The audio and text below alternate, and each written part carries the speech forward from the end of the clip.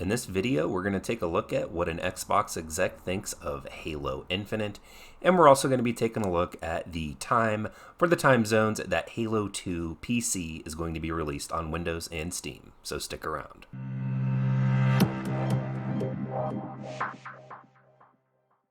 Hello everyone, and thank you for joining me here today.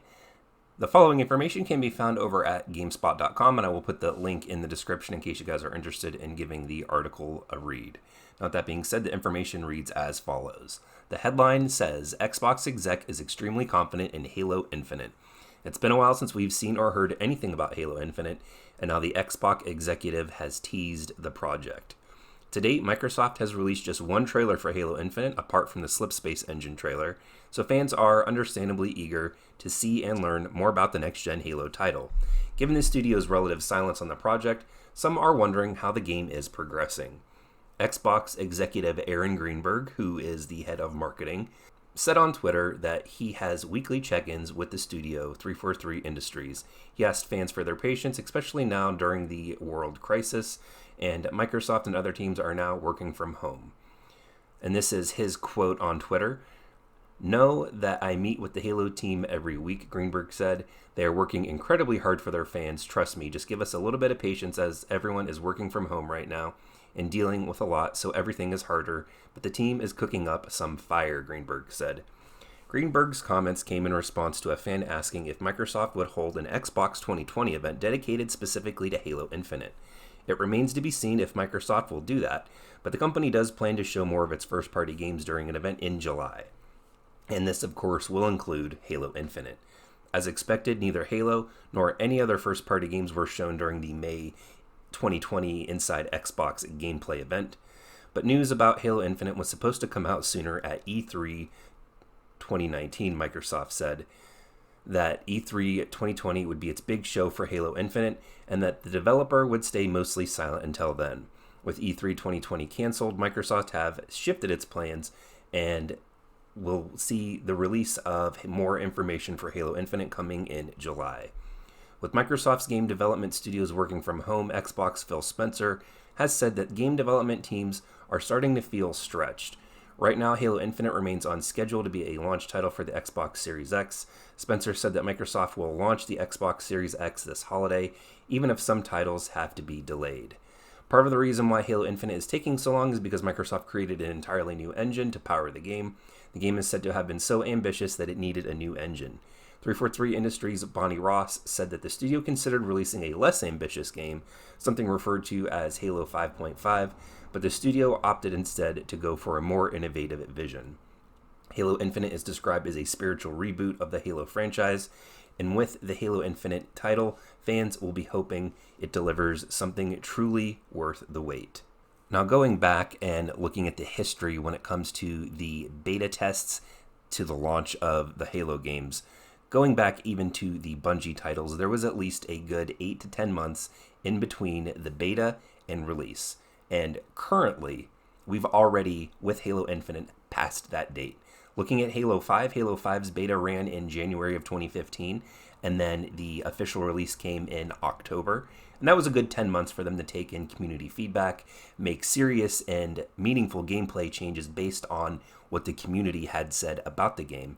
And currently, like I've said, we've already passed that. We've moved on, and now pretty much the only thing that any type of beta test is going to be able to do, in my opinion, for Halo Infinite is essentially just a network stress test. Maybe test out some features if there's an online or a certain type of live service feature to the game that we'll be testing that. Now, myself personally, I would really love to see them hold an event specifically dedicated to Halo Infinite. Give us 30 to 60 minutes breakdown video of the different features, different modes, and what we can expect when it comes to the game's launch and release. Maybe how big the download file size is, what special editions they're going to be having, because every game that comes out has a special and super special edition. Now, moving on to our next bit of Halo Infinite news. Again, this information is found on GameSpot, and I will put the link in the description in case you guys are interested in taking a look at the article. With that said, the information reads as follows. Halo Infinite dev teases changes for how medals work. Some fans thought Halo 5 had too many medals, and now 343 has responded. Given that Microsoft has said almost nothing about what to expect from Halo Infinite, which is releasing later this year, fans are understandably hungry for any morsel of news about the game. Halo community manager John Jr. I've completely butchered that name, has now shared a tease for Halo Infinite and its relate to its use of medals. Replying to a fan who remarked that medals feel meaningless in Halo 5 because they are doled out so generously, he said, "We are definitely aware of this feedback," adding the smiley face and punch emojis to his messages, whatever that means. Reading between the lines here, it seems that 343 Industries is planning some kind of change for how medals work in Halo Infinite. Some people criticized Halo 5 for simply having too many medals. Other people, meanwhile, enjoyed the frequent feedback of the in-game performance, and it will be interesting to see how Halo Infinite addresses the feedback. Now, essentially, I remember watching on the Halo 4 vidoc videos that 343 developed when making Halo 4, was that they felt that too many people were being left out for maybe not doing something that is super amazing when playing the game, like going on a rampage or getting headshots with a sniper rifle. And they wanted to create medals, and they wanted to create new ways to reward those players that maybe weren't that great.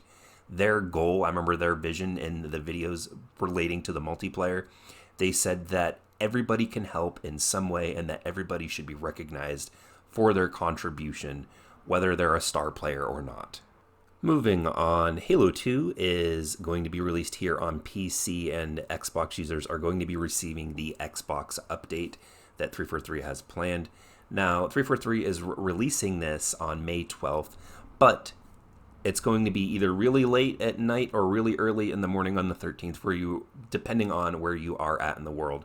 Now, 343 is putting out the game and the update across off-peak hours, as they called it, just due to data and bandwidth concerns that they have, because releasing it during the peak times like they had previously, it really takes a long time to download. So I think they're hoping to curb some of this. It's a shame that they don't have preloading set up as a thing on the Windows and Steam store, but nonetheless, make sure that your accounts are either set up to date to auto update, or you're going to be probably waiting for a decently sized download. Having participated in the PC flight, that download was about 22 gigabytes, and that was half the campaign missions and a small portion of the multiplayer.